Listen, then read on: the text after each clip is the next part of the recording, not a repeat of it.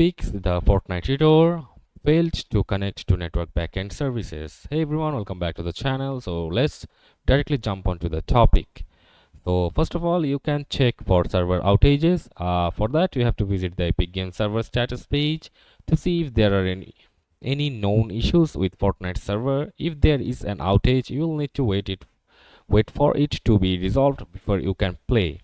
And after that, you have to verify game installation and options.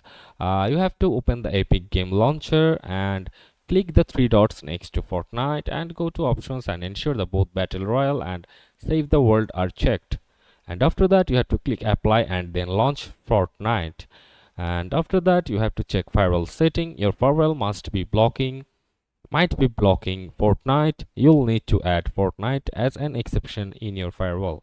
And for Windows Firewall, go to Control Panel, System and Security, Windows Defender Firewall, allow an app or feature through Windows Defender Firewall, and find Fortnite or the Epic Games Launcher and make sure it's checked for both private and public networks.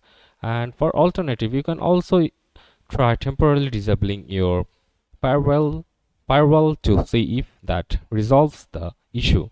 But remember to re-enable it afterwards. You can also check your network connection, restart your router and modem, ensure your internet connection is stable. If you're using a wired connection, try switching to a wireless connection or vice versa to see if that helps.